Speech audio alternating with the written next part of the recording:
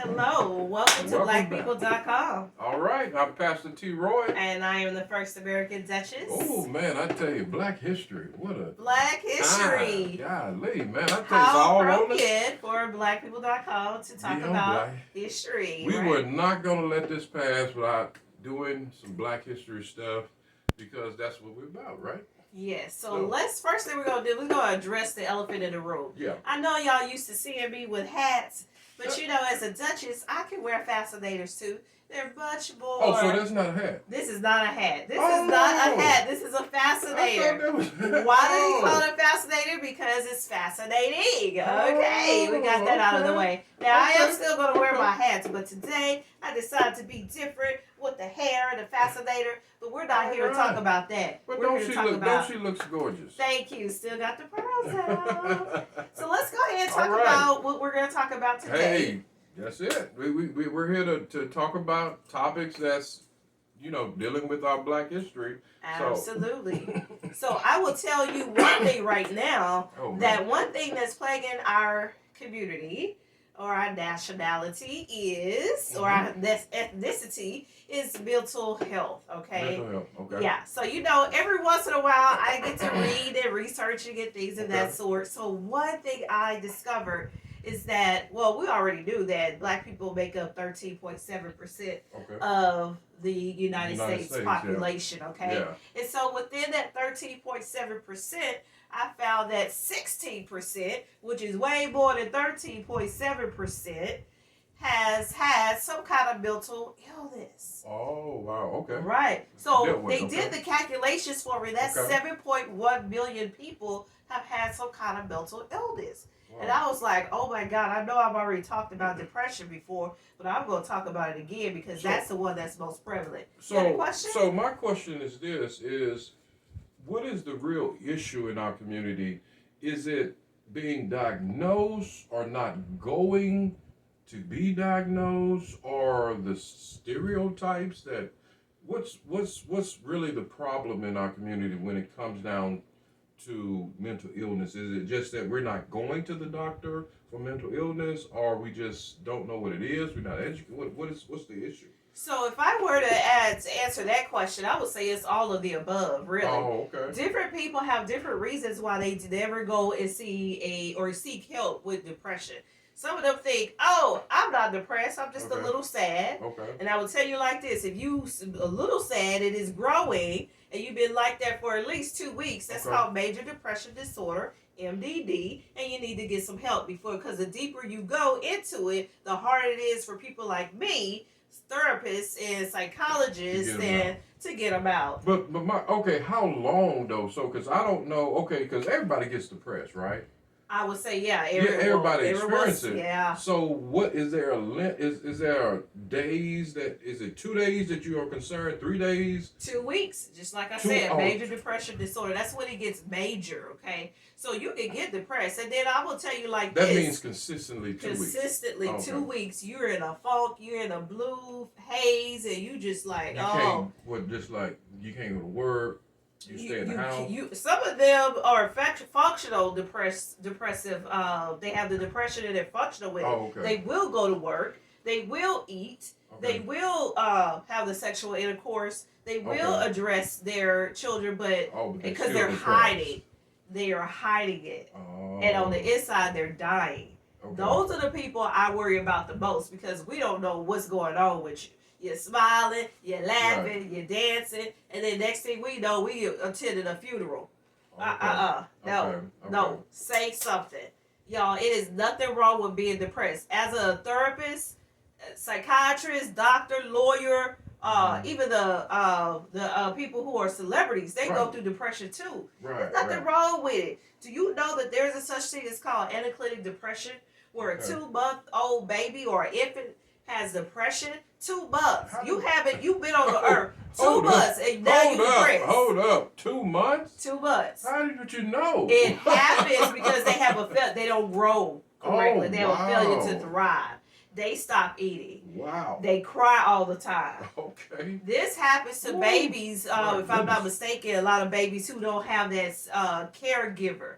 When a baby is born, it is automatic, like as God put us in us innately to be held, to Oh, be cuddled, okay, and to yeah. have a caregiver immediately. Okay. Wow. And when they don't have that, they know that it's like that nobody has to tell them; they just Wow. feel it. Wow. And so that's why you have the neonatal nurses, and then you have the nurses who Mhm. their only job, lucky dogs, is to hold the baby and rock the baby Okay. all day long, Wow. or most Okay. of the days, and feed Yeah, the baby I've seen that because in the hospital where they just sit they there don't and have rock 'em. that. They mess up the baby. Baby Yeah. start getting depressed. Yeah. Yeah, I see that in the hospital all the time when they're not with their mother.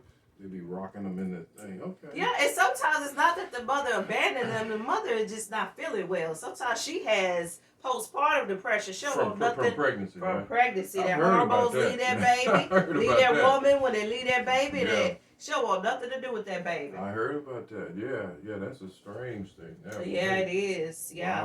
Wow. So in our community, okay, so if all of the natural triggers for depression, everybody deals with them, right? Right. But why is it hitting our community so hard? Is it because we don't know where to go or we don't go? Yeah, it's a stigma. You know, a lot of people think, oh, you know what? I'm not going to the therapist. I'm going to the pastor. It's not your fault. okay, It's not your okay. fault, pastor. So I'm going to that's what it church. used to be. Yeah. I'm They going use- to the church and they I'm going use to pray church about it to God. for But don't you therapy. know that God put people like me, the therapist, and people like, doctors, yeah, pastors too, psychiatrists, and- you know, to help you. Right. To help you. Yeah. So if you come to me, it's not like turning your back on God because guess Yeah. who made me? Yeah. Guess who made me? G-O-D-D-D-D-D. All Yeah, right? that is So, real. That is real. 'Cause so it's okay. Yes, it's real because a lot of times they come to me. I'm just not qualified in the psychiatry and mental illness. And if there's chemical imbalances, all this stuff, and they need medication, Like you your know, serotonin, hey, your yeah. cortisol is up. You need- your cortisol. you need Jesus and a Xanax. Yeah. You know what Oh I'm wait, I ain't saying Xanax now. You Now I know? will tell you right now, I'm one of those therapists that try to do Xanax. everything. Suggest that you do everything. Before you get to the And I'm gonna pills. get into that before you get into them The drugs Xanax. because you don't want to just be Yeah, I heard drugging them yourself. Xanax is something else, but You know, don't want I to mean, be doing drugs all the time, messing up your liver. So Liver. now you're depressed. You was depressed. You happy now, but now you got Okay. a liver problem. Okay, well Don't do it that's a good unless you have to. That's a good segue to what I was going to lead to. Is, you know, at one time when I retired out of the military, I went to work for a behavioral hospital as a counselor, and they had this thing called life skills, Okay. and it was supposed to be a program that teaches people how to deal with life Okay. skills, All right. so that they didn't have to depend totally on the medication. Absolutely. Because the medication would make them look like zombies, Right. and they couldn't function. I and cannot stand all that I stuff. cannot unless So- you need it. So we made them go to life skills, and when they went to life skills, we dealt with stuff, just simple stuff like, you'd be surprised, like a want and a need, knowing the difference between a want and a need, because they were in there almost at a psychotic breakdown because they lost their Mercedes-Benz, or they lost their house, or they lost their job. Material things. Yeah, that's what I'm saying. And we would have to just tell them and show them that, hey, your needs are being met. Do you have a place to sleep? Right. Do you have food? Right. Do you have transportation? If you don't have Right. a car, you got a bus. You got Right. 25 cents to get on a bus. So we had to teach them that and start looking at your needs are being met.